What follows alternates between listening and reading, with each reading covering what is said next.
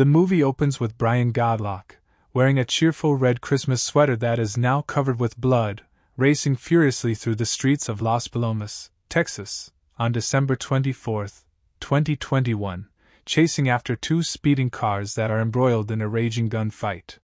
Brian brutally hits the second vehicle after one car goes out of control and smashes.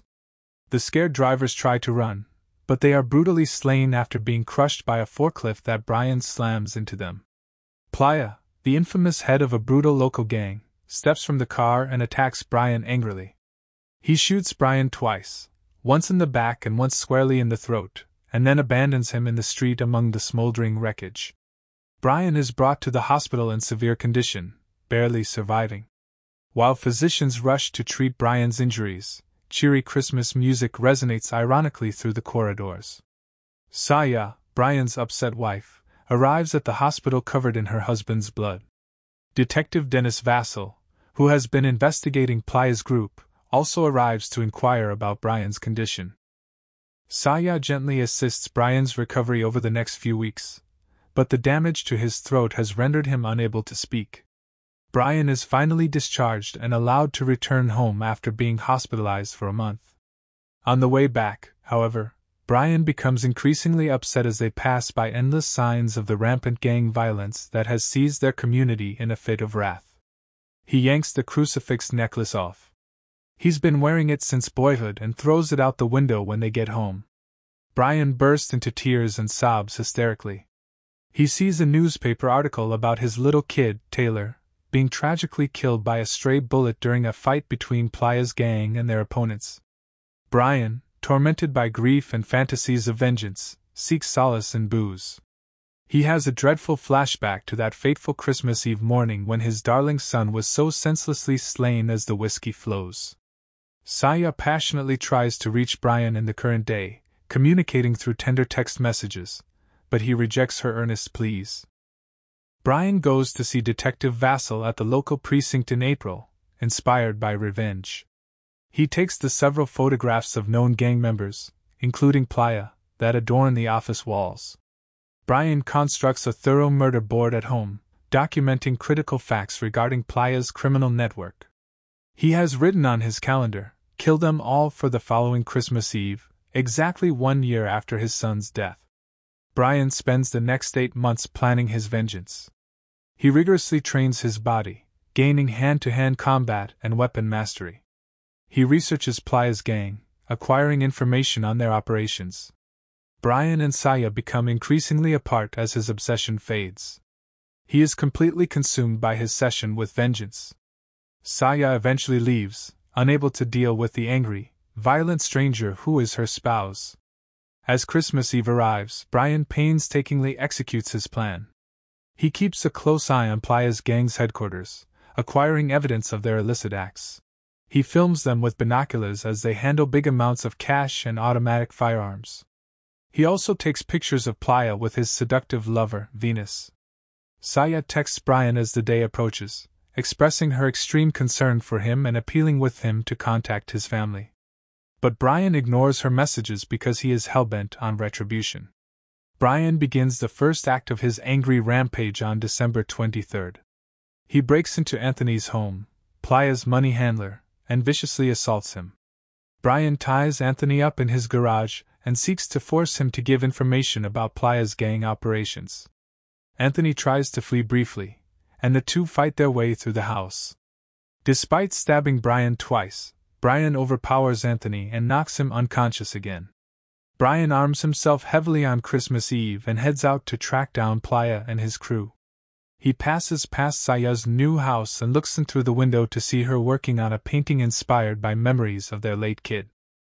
He subsequently pays a mournful visit to Taylor's grave, unveiling a wrapped present he brought. A train set they had planned to give Taylor before his tragic death.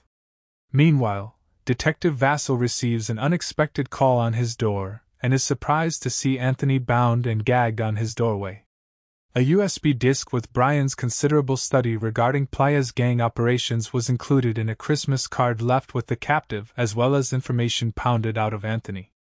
It concludes with a sobering reminder of what they should have done, and that it is coming to an end that night.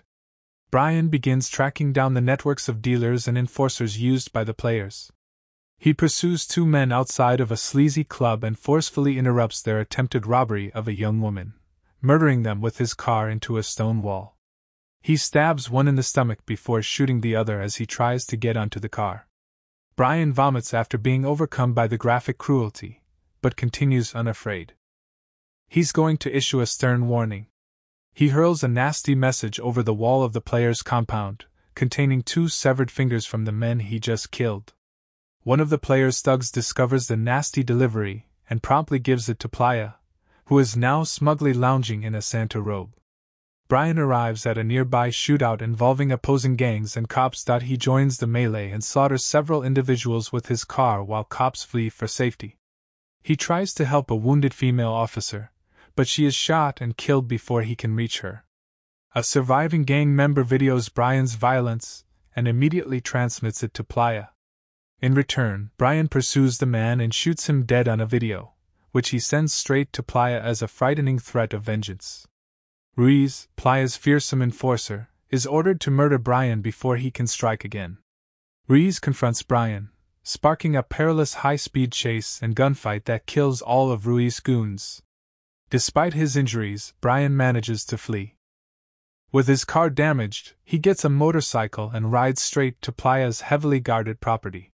He then engages the gang members that have just arrived and dispatches them in an explosion.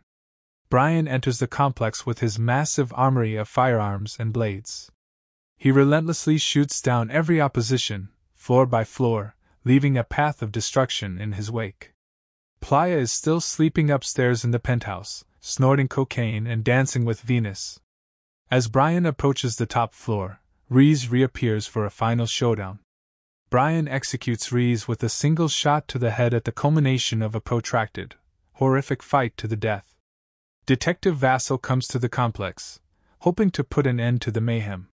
He shoots many of Playa's men before coming face to face with a cornered, gravely injured Brian. He hesitates to pull the trigger with the weapon drawn. A wordless exchange ends when Venus appears, giggling maniacally and firing a machine gun, seeing the grief and loss fueling Brian's crusade. Brian shields Vassal as she empties her clip, refusing to see another decent cop die. Venus reaches for a new weapon, but Brian shoots her as she collapses.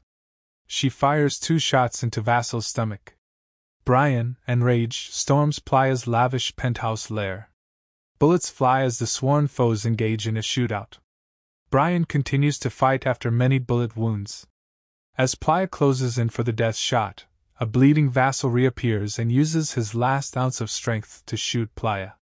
Brian completes the job by strangling Playa to death as a last act of revenge. Brian, having finished his crusade, drags himself next to the dying Vassal. Both are bleeding out quickly as they lay side by side. As Brian begins to lose consciousness, he is bombarded with beautiful memories of his beloved kid Taylor, as well as devastating visions of the life that was snatched from him. Saya subsequently reads a devastating note from Brian at Taylor's simple burial. He apologizes for the anger and gloom that engulfed him following the death of his son. He understands there is nothing he can do to set things right, but he felt driven to die in order to avenge Taylor's murder. While she mourns her husband's death, Saya holds out faith that Brian and Taylor will be reunited in a better place. Thanks for watching. If you are new, don't forget to subscribe for more of these recaps. Until next time, have a nice day.